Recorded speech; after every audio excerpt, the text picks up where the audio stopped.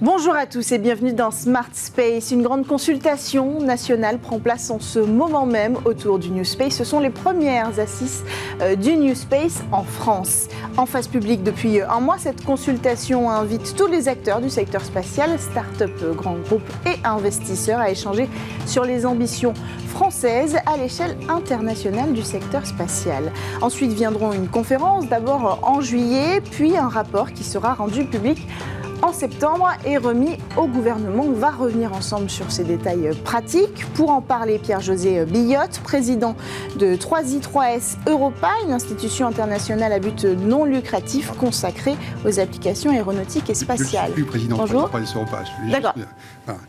Et vous êtes aussi, par contre, fondateur du New Space Club. Absolument. Très bien, très bien. Et fondateur du projet des Assises. Et fondateur, évidemment, du projet des Assises. On y vient. À vos côtés, nous avons Riyad Kamoun, vice-président en charge des relations publiques chez Thales Alenia Space. Bonjour. Bonjour. Bienvenue sur le plateau. Alors, vous prenez part tous les deux, vous, en fondant ces assises, vous, en participant à ces assises du New Space, qui sont une première en France. D'abord, est-ce qu'on peut revenir sur le point central, la définition du New Space, pour vous, de votre point de vue, en tant que participant à ces assises? Alors, en réalité, c'est un sujet auquel le grand projet des assises s'est attelé assez rapidement, parce qu'il n'y a pas de définition, on va dire, standard et partagée. Donc, on se dit, la première des tâches à faire, c'est déjà de définir ce que c'est que le New Space. Alors, on a posé une définition, et j'invite ceux qui souhaitent, on va dire, en prendre connaissance dans le détail, d'aller sur la plateforme, donc les assises du newspace.org. Il y a un groupe dédié à cette définition.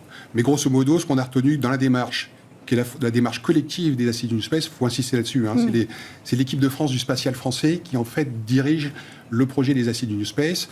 On va dire, la définition, on a plutôt retenu des mots-clés dans cette définition, c'est-à-dire à la fois l'ouverture de la politique spatiale à tout un ensemble d'acteurs, et notamment privés, la notion de disruption technologique, c'est-à-dire de l'innovation extrêmement forte qui change un peu la donne dans le secteur spatial, l'arrivée de nouveaux entrants, de nouveaux acteurs, l'influence du numérique, on va dire aussi des nouveaux business models avec beaucoup plus de risques qui sont pris, notamment ce qu'on appelle dans le segment aval, c'est-à-dire vraiment dans les usages qui sont faits derrière, et la notion d'entrepreneur qui est derrière. Donc je dirais c'est ces facteurs clés-là qui participent à la définition qui a été donnée par le collectif.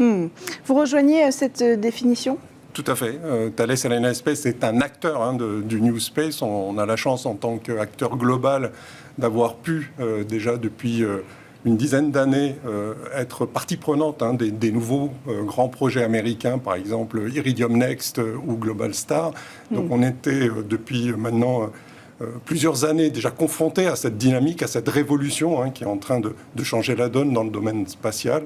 On adhère complètement à cette vision-là, de nouveaux entrants, une prise de risque beaucoup plus importante, des impacts sur toute la supply chain et surtout sur tous les niveaux de la value chain, de tous les acteurs finalement du spatial, avec une accélération aussi des cycles d'innovation, des cycles de rupture technologique. Et Thales Alenia Space est complètement dans cette dynamique-là. Ouais.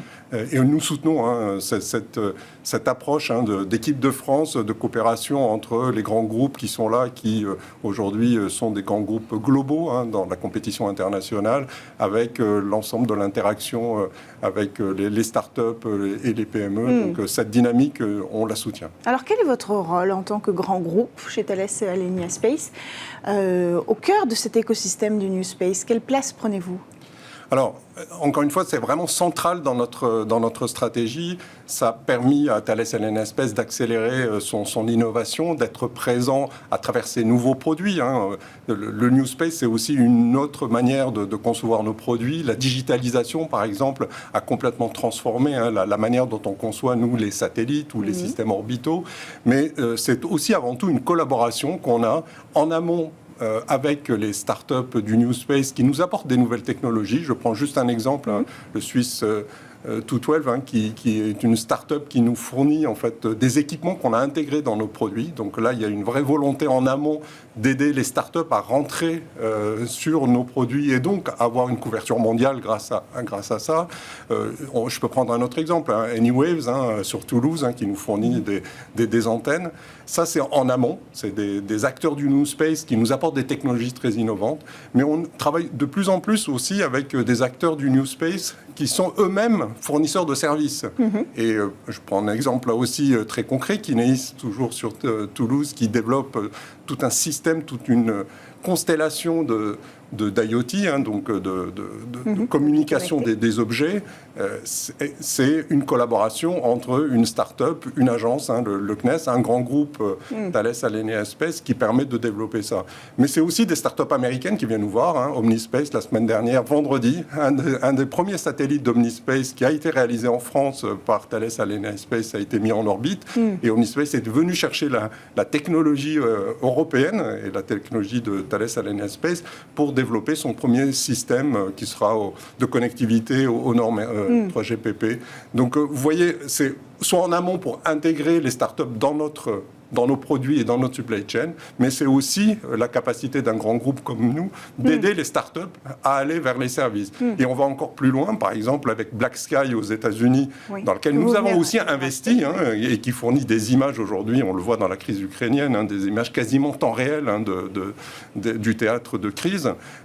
Là, pareil, c'est une start-up américaine qui est venue nous voir, on a investi dedans et on a en plus créé une société commune qui s'appelle Leostella, qui aujourd'hui fabrique des satellites aux États-Unis, qui sont des satellites extrêmement performants, qui peuplent cette nouvelle constellation. On voit qu'il y a vraiment une complémentarité sur ces nouveaux usages qui arrivent, celui du numérique, celui de la démocratisation aussi de l'accès à l'espace, et donc ça crée cette complémentarité pour répondre aussi à vos besoins de disruption, pour accompagner J'allais dire en complément, si vous voulez, il y a un nouveau panorama du spatial qui est en train de se construire. Il faut vraiment le concevoir comme ça, avec une accélération fulgurante, on va dire, de l'ouverture du spatial dans le monde entier, aux États, aux entreprises de toutes sortes, et pas seulement les gouvernements. Donc c'est vraiment un nouveau panorama qui est en train de se construire. Et dans ce panorama, évidemment, les grands acteurs et les space tech sont importantes. Mais attention, il y aura aussi des acteurs qui ne sont pas des space tech et les grands acteurs industriels qui vont venir rentrer dans ce panorama. Je donne 2 exemples possibles. Le premier, ça touche d'ailleurs TAS, c'est les grands acteurs du numérique. D'accord, qui ne sont pas des space tech, qui ne sont pas des acteurs du spatial, mais Amazon va être un grand acteur du spatial. Il y a l'exemple on a l'exemple d'ailleurs, on peut le dire, Amazon qui vient de signer avec Arianespace le plus gros contrat de l'histoire d'Arianespace avec Ariane 6. Je crois que TAS a passé un accord avec Microsoft Azure Space, qui est un exemple de coopération qui n'était pas forcément imaginable il y a encore 5 ou 10 ans. Et il y a d'autres exemples dans l'edge computing avec HP par exemple qui aussi s'intéressent au sujet. Mais il y a aussi des acteurs qui sont des acteurs qui peuvent être des clients aujourd'hui, mais qui pourraient remonter dans la chaîne et faire ce qu'on appelle en termes économiques de l'intégration amont et devenir eux-mêmes des opérateurs. On peut imaginer, pourquoi pas, c'est juste un exemple un peu fictif, je ne donne pas de nom, mais pourquoi pas un grand armateur très puissant qui décide d'avoir sa propre constellation de satellites pour créer un avantage concurrentiel et investir dans un réseau de satellites. Donc, si vous voyez, la figure de cette nouvelle économie spatiale pour les 20, 30, 40, 50 prochaines années, elle se dessine aujourd'hui, avec un panorama qui va être extrêmement riche et que c'est beaucoup d'opportunités qui vont se développer pour plein d'acteurs et des acteurs qu'on ne connaît pas forcément aujourd'hui qui vont rentrer. Et c'est l'enjeu des assises, c'est justement de mettre ça au cœur du sujet en disant, voilà, c'est un grand phénomène historique qui est en train de se passer, la France ne peut pas le louper, rassemblons les acteurs de l'équipe de France du spatial et essayons de travailler sur quoi les conditions qui vont permettre à la France, c'est la question qu'on pose nous pour les assises, d'être dans le top 3 mondial à 5 ans dans cette nouvelle économie spatiale. Alors, pour filer votre métaphore des matchs de football, pourquoi pas, puisqu'on est encore champion du monde, et c'est vrai, on pourrait prendre l'exemple du rugby. Ce sera quoi les matchs les plus importants à amener, les objectifs cruciaux de ces assises ? Alors, je dirais, comme vous l'avez dit très justement en introduction, le grand projet des assises, c'est 3 étapes. Donc, ce n'est pas un coup comme ça ponctuel. C'est la consultation, vous l'avez dit, jusqu'au 14 avril. Les assises du newspace.org, la conférence et le rapport. Et on va dire, l'équipe de France a défini des thématiques. On dit, ce grand sujet-là, il faut le découper en thématiques parce qu'on veut définir une grande politique. Donc, ça va depuis de sujets qui sont évidents. La commande publique, par exemple, ça c'est évident. Comment on peut fournir plus de commandes publiques, notamment aux space tech françaises. Et donc, le CNES, par exemple, participe aux assises ? Évidemment, le CNES, l'ESA sont des acteurs forts du projet, mais avec les autres. Et dans le collectif, le CNES, il a une voix, comme le GIFAS, par exemple, comme l'Alliance New Space France, comme l'ISAE ou Super-Héros. C'est une démarche démocratique collective. Et pour répondre à votre question, donc on a défini 10 grands enjeux. Voilà. Dans ces 10 grands enjeux, je ne vais pas tous les citer, mais la mère des batailles, c'est le financement. il y a un grand sujet sur le financement de cette nouvelle économie spatiale qui touche évidemment les space tech françaises et comment on peut faire émerger des licornes spatiales, 4-5 licornes spatiales, on va dire, dans les années qui vont venir. Donc le financement, c'est une grande thématique. La souveraineté, grand sujet, une grande thématique, qui touche évidemment, parce que si demain vous avez des formidables start-up spatiales françaises qui développent des technologies innovantes dans le domaine de la souveraineté ou de la défense, mais qu'elles soient obligées de partir aux États-Unis parce qu'elles ne peuvent pas financer leur développement mondial en termes de capital investissement, c'est un problème. On parle de l'opinion publique aussi, parce que si l'opinion publique française ne soutient pas la politique spatiale française, il n'y aura pas de spatial demain, il n'y aura pas de New Space demain. Donc vous voyez, on a une approche globale sur l'ensemble des 10 thèmes, l'Europe évidemment, il y a tout un ensemble de thèmes comme ça, la relation avec les grands clients. Donc il y a 10 thématiques qui vont être à la source de réflexion, d'échanges et de propositions. Voilà, chacune de ces thématiques-là amènera des propositions sur la table ambitieuses. Et ce sera des positions, ça va décoiffer. Voilà, parce qu'on veut faire des propositions qui soient, excusez-moi de l'anglicisme, des game changers. C'est-à-dire on va vraiment essayer de vraiment avoir une démarche de rupture pour dire aujourd'hui on n'est pas au niveau. Hein. Est-ce que vous avez fait des propositions en tant que représentant de Thales Alenia Space ?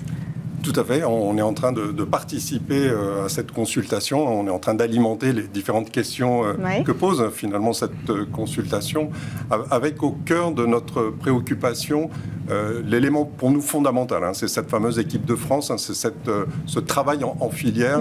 Nous, on pense qu'un des freins très importants, c'est une opposition stérile entre les grands groupes, les petits, etc. Aujourd'hui, la compétition, elle est mondiale. Elle n'est pas intra-européenne ou intra-française. Elle est vraiment mondiale. Il faut qu'on soit et qu'on maintienne notre leadership européen. L'Europe est une puissance spatiale. Elle a une industrie aujourd'hui de pointe et il faut qu'on capitalise là-dessus. Et Thales Alenia Space, l'année dernière, a été le leader mondial dans les SATCOM au niveau sur les SATCOM Géo. Donc c'est cette dynamique-là d'équipe qui nous, on pense être indispensable à la création de cette dynamique et de cette ambition de New Space, cette nouvelle économie. Mais c'est aussi, et il faut aussi qu'on revienne aussi aux fondamentaux. On a besoin d'une industrie compétitive. Et pour ça, comme je le disais tout à l'heure, l'accélération des cycles d'innovation, on a besoin d'accompagner ça parce qu'il faut qu'on puisse rester sur ces marchés à l'export, sur ces marchés mondiaux. Et alors, vous avez dit un mot intéressant, vous avez dit à l'échelle européenne. Là, on parle d'assises du New Space à l'échelle nationale. On parle de compétitivité nationale. Mais on s'inscrit quand même dans un écosystème européen, avec l'Agence spatiale européenne, par exemple. Est-ce que c'est la bonne stratégie de penser à l'échelle nationale quand nous serions peut-être plus forts à l'échelle européenne face aux États-Unis, à la Chine, à l'Inde, à tous ces acteurs ? Je vais répondre. L'un n'empêche pas l'autre. D'accord ? Donc, si vous voulez, il faut travailler aux deux niveaux. Et d'ailleurs, l'ESA, l'Agence spatiale européenne, est membre du collectif. D'accord ? Dans la thématique de réflexion, il y a une thématique sur l'Europe. Donc évidemment, on conçoit la compétitivité du New Space français dans un environnement européen. Mais c'est pas fragmenté, parce qu'il y a cette question qui revient beaucoup en ce moment, la fragmentation du spatial européen, avec la compétition en face de l'Allemagne, par exemple. Enfin, on voit beaucoup de choses se passer au niveau du New Space et de ces nouveaux acteurs. Et vous l'avez dit vous-même, la compétition avec l'Allemagne. Aujourd'hui, si vous voulez, les entreprises allemandes, elles ne se disent pas comment elles vont aider les entreprises françaises à devenir des leaders mondiaux. D'accord ? Donc il faut que chacun ait une réflexion dans son référent naturel, qui est la référence nationale. Donc le sujet, c'est comment les space tech françaises, en particulier dans un ensemble qui est le New Space, complexe comme on l'a défini tout à l'heure, en relation avec les grands groupes, les nouveaux entrants, etc., comment on peut booster cette économie-là. C'est ça qui va faire émerger les acteurs. Les Allemands vont faire la même chose. Les Italiens vont faire la même chose. Vous voyez, ils n'attendent pas... Et à la fin, on trouvera une cohésion ? Après, je pense qu'il y aura des acteurs leaders qui vont se dégager au plan européen par leur qualité naturelle et pas parce que l'Europe aura décidé que... c'est pas l'Europe qui va décider qui doit être un leader mondial dans le spatial. C'est les acteurs, leur performance, leur innovation, leur créativité, leur combativité au plan mondial. C'est ça qui va décider, si vous voulez. C'est pas... une question d'échelle. Top 3 mondial en 5 ans, c'est extrêmement ambitieux. Oui. C'est ambitieux, mais encore une fois, l'Europe est une puissance. Et si je prends le domaine qui concerne Thales Alenia Space, qui sont les satellites et les systèmes orbitaux, nous sommes déjà aujourd'hui largement dans ce top 3. Il n'y a pas une compétition mondiale aujourd'hui sans que l'industrie européenne soit dans le 1 ou le 2. Donc, mais encore une fois, on parle de la France à l'échelle de top 3. C'est ça, c'est la question, l'objectif de ces assises, c'est comment positionner la France dans le top 3 mondial. À 5 ans. C'est-à-dire la mandature présidentielle qui arrive. Et c'est ça la force aussi de ces assises, c'est qu'elles arrivent au moment où va arriver la nouvelle équipe gouvernementale. Donc le calendrier pour le projet est juste parfait. Est juste parfait. Mais si vous voulez, on aurait pu dire, on aurait été un peu à l'eau tiède, c'est de dire comment on développe le New Space français. Moi, ça ne m'intéresse pas. Moi, ce qui m'intéresse, c'est de fixer une ambition stratégique forte, claire, qui est de dire, voilà, on a 5 ans, c'est court et c'est loin, mais en même temps, ça met la pression sur l'ensemble des acteurs pour dire c'est maintenant qu'il faut se bouger et c'est un objectif clair. Le top 3 mondial, la France, elle ne peut pas être autre part que dans le top 3 mondial, autrement elle serait déclassée. Donc c'est un objectif ambitieux, naturel pour une puissance spatiale qu'est la France, d'accord ? Et en même temps, il faut fixer des objectifs précis. Autrement, si vous fixez des objectifs un peu généraux, vous ferez un catalogue de mesurettes, d'accord, qui en réalité ne changeront pas la donne. Nous, ce qu'on veut, c'est mobiliser l'acteur pour changer la donne. Et on ne peut le faire que si on réunit l'équipe de France spatiale autour de ce sujet-là. L'idée, c'est que ces grands acteurs comme Thales Alenia Space soient des moteurs de cette nouvelle économie ?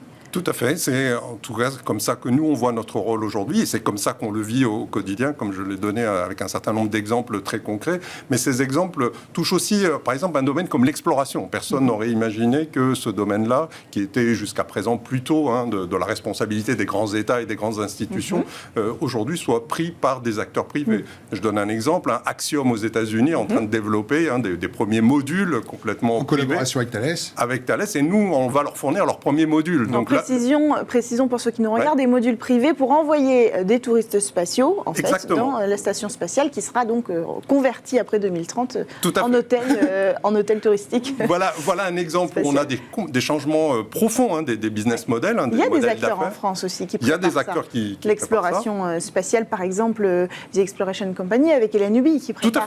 Tout à fait. On a Spartan Space qui a fait l'annonce sur le mettre en place, on va dire, des habitats lunaires qui puissent être utilisés par les spationautes comme finalement une station spatiale privée pourrait être. Mais pour que toutes ces ambitions, elles éclosent via vos propositions, il faut évidemment que derrière, les agences étatiques comme le CNES et l'ESA aient une ambition d'exploration. C'est aussi l'objectif, si vous voulez, du projet. Et si vous voulez, pour illustrer, je veux dire, cette coopération que nous, on veut, c'est la philosophie du projet des assises, c'est la philosophie du collectif. Les grands acteurs industriels, les space tech, l'enseignement supérieur avec super-héros, les pôles de compétitivité, on a réuni tout le monde dans cette équipe de France. Mais moi, je vais mettre aussi la responsabilité sur tout le monde. Et je vais la mettre aussi sur les grands acteurs industriels. C'est pour ça que je les associe. Et je pense qu'ils répondront. Je vous donne un exemple concret. On a un grand problème de financement en France sur les space tech. On a une insuffisance de financement dans le capital risque et dans ce qu'on appelle les séries A, séries B en termes de financement. On va échouer si on ne sait pas régler ce problème-là. Et pour régler ce problème-là, proposition que moi j'ai faite et j'ai mis dans la consultation publique, je dis il faut créer un grand fonds spatial souverain français d'1 milliard d'euros. 1 milliard d'euros parce que dans le monde, vous avez des levées de fonds qui, à chaque levée de fonds, lèvent 100, 200, 300 millions. Donc si vous voulez créer des licornes spatiales demain, on aura besoin de mettre 100, 200, 300 millions. Autrement, en France, elles partiront aux États-Unis. D'accord ? Et pour faire ce grand fonds spatial souverain français, d'accord, j'aurais besoin que tout le monde se mette autour de la table et que les grands industriels, que Thales, que Safran, que Ariane, etc., que les acteurs publics, les acteurs privés se mettent autour de ce grand fonds souverain spatial français pour faire la victoire du New Space français à 5 ans. Ça, c'est obligatoire. Et pour faire ça, il faut que tout le monde soit rassemblé. Si on ne fait pas ça, on ne pourra pas, on va dire, atteindre cet objectif-là. Voilà un exemple. Et vous avez raison. Vous avez parlé de l'Europe. L'Europe est aussi un élément déterminant dans cette nouvelle économie. Et on a besoin des grands programmes européens. Sans les grands programmes européens, on ne pourra pas être aujourd'hui à la pointe de la compétition mondiale. Et c'est pour ça que d'ailleurs on s'est réunis aussi, nous, filière industrielle, autour de l'initiative Space Earth, pour présenter cette ambition, présenter un collectif au niveau européen. Merci à tous les deux d'avoir pris le temps de venir nous présenter ce projet des premières assises du New Space en France qui constitueront, on l'espère, une feuille de route pour la croissance de ce secteur en pleine éclosion en France et puis aussi ensuite à l'échelle européenne. Merci à tous de nous avoir suivis pour cette émission Smart Space. On se retrouve dès lundi sur Bismart. Merci.